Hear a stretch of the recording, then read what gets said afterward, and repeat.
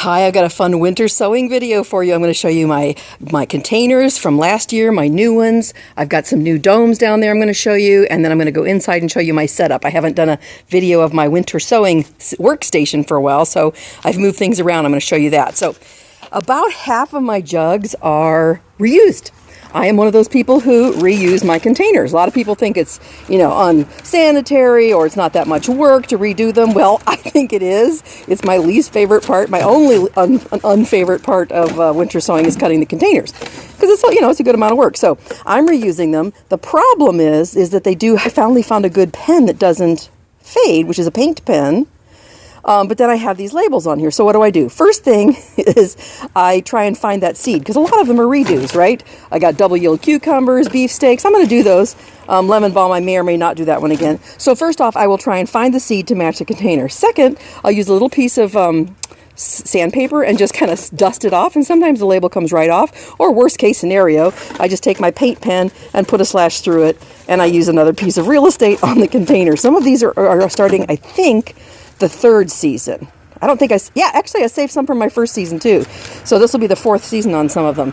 And okay, true confession time. Am I washing or not? First year, I washed them completely out with soapy water, and you'll see I have a video on that. It saved a lot of time, just like less than 20 seconds to wash one out compared to the time to cut one and start a new one. So anyway, I washed them all with good soapy water out in my wheelbarrow. Second year, I just rinsed them. Third year, I think I rinsed some of them, and then some I didn't rinse at all. And this, I do not teach this because it's probably not best, but I'm not rinsing at all. If there's no active mold or active algae in there, and they've been out in the sun, the heat, the dry for, 9 months, I'm reusing them just as is. But again, I don't teach that. I teach to at least rinse them. Some people even go so far as to use bleach. I don't.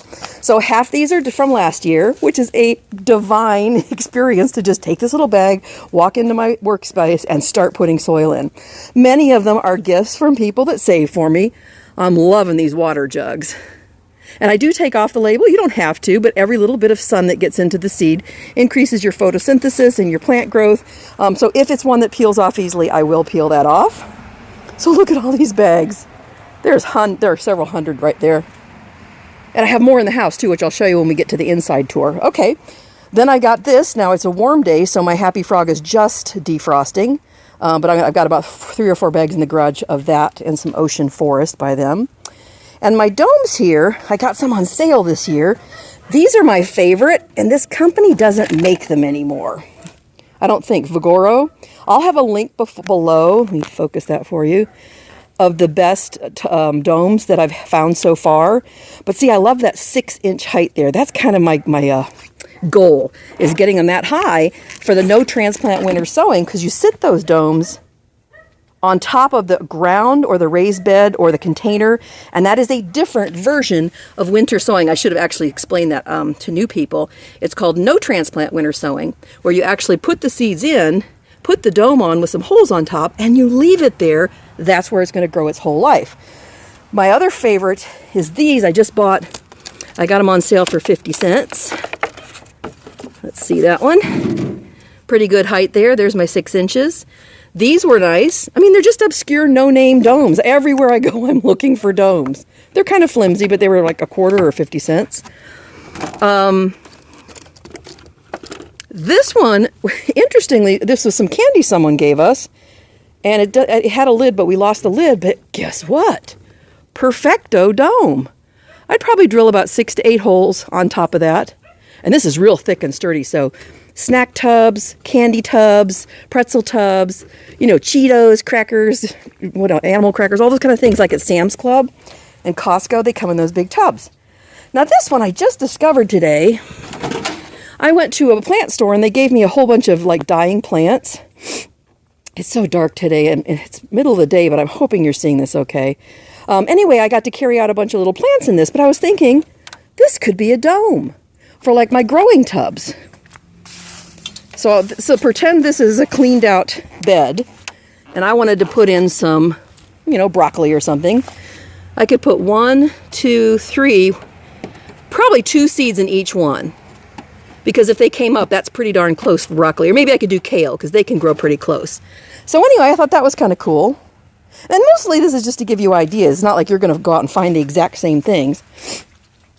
And then the last one is my all-time favorite, the Solo Cup. This is what I do my mini No Transplant Winter Sowing in. I just take a 1 Solo Cup and I drill 2 good-sized holes in the end. And this is what I do along this fence here in my paradise garden with all my snap peas. So I just put in about, I don't know, maybe 12 right next to each other. And I used to just put 2 seeds under a cup, but now I'm up to 5 because there's plenty of room. So I'll have 5 plants times 12 cups all along the fence. And I only do the peas along the fence so they can grow up the fence. So this whole garden is fenced. So I don't lose 1 millimeter of space without having something growing up this fence. And I also had my not my peas, my beans, my pole beans and my yard-long green beans. Just had a couple plants in here to fill the entire fence. So that is a quick tour of my domes that I have so far. And now we'll go inside and I'll show you what I have going on in there. Oh, before I go inside, I forgot one. This was from a catered party, like a vegetable tray, right?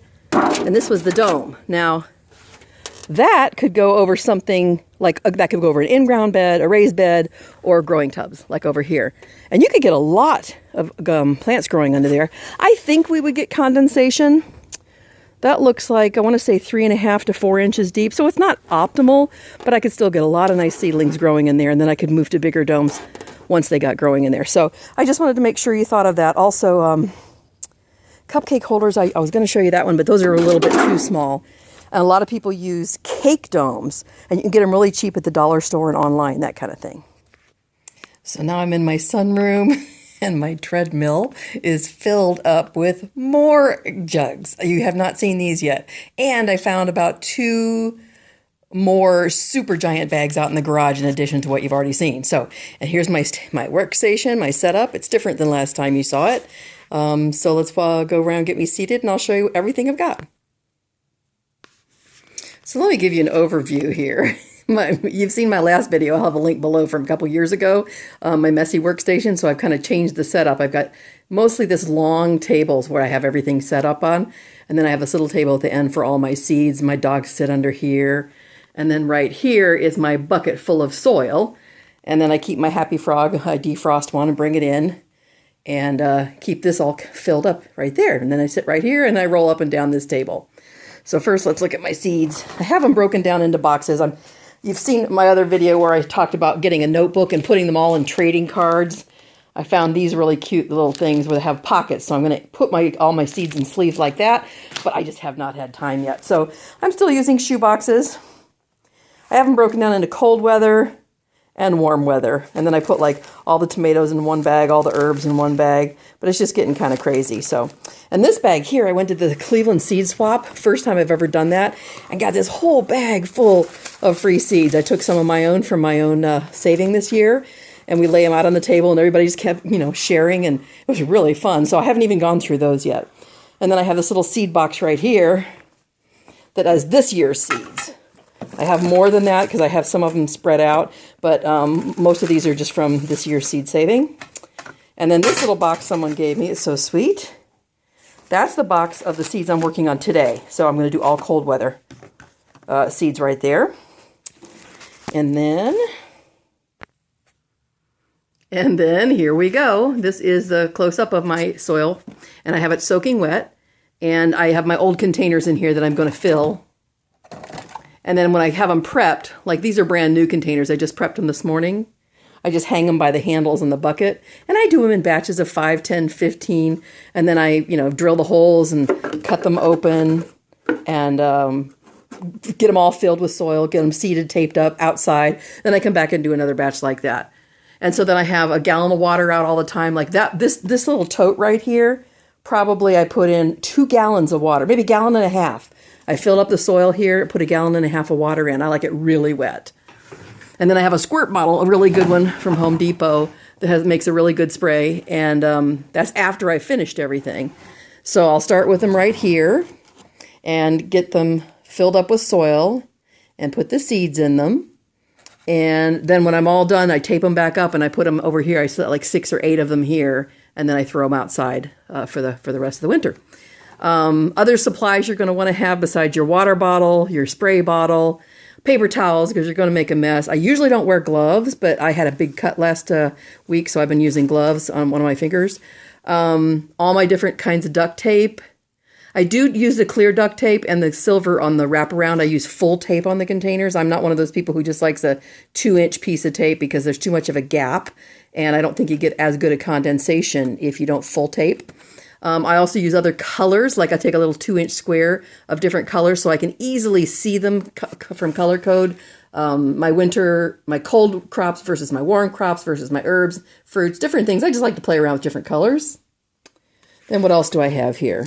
Oh, I do my work here in like this little dish, this old-fashioned dish, which I'll share with you, was one of my grandma's when I was growing up as a kid. There was a set of them, and I only got 1 or 2 left, and it puts like a little place for a coffee cup or a dish here. Anyway, it's kind of a real special little dish, and you would think that's kind of strange that I'm using a special dish for something like this, but I believe in using everything. I'm not one of those people who store stuff for one day. And so I just think of my grandma every time I'm out here and I'm using this old dish. And then I put that in the lid of the tote here so then I don't have water running down my lap like I used to. So that's kind of a double seal. This will get filled up with water and then that gets filled up. Okay, now what else do I have here? Different things to cut. First off, I drill all my holes. I am not a person who likes to breathe in the fumes, so I don't use any soldering iron, but I know a lot of people like to do that. I just prefer a drill bit and have a couple different bits here for when they get worn out. I've tried things like tin snips to cut them. They didn't work very well. I've tried these plastic cutters I got at Bed Bath & Beyond, which actually I like. They were about $19 or something. You know how when you buy batteries and you can never get the plastic cut open? These are made just to cut plastic. So I've been happy with these. I like these. And I also use scissors to cut. And then today, out of the blue, I tried using these. I thought it was like regular scissors, but it's these like herb scissors. Can you see the serration on there? I picked them up and it cut supremely well. Way better than straight scissors. I'll have a link down below for all of these if I can find them for you, to make it easy for you to pick them up if you like them. But I like this even better than I like these. And then lastly, my favorite before scissors is to use a serrated bread knife to cut them in half, okay? I just drill my holes first, and then I just, slice like I'm slicing bread, leave a 1 or 2 inch hinge, and that one knife works really well and one doesn't. I couldn't remember which it is, and it turned out it was this one. So anyway, I'm liking that. You see, for my labels, I have popsicle sticks only because someone got them for me, gave them to me. I do not care for using them because they're not way big enough and they bleed too much. I like a clean, crisp writing so I can easily read it.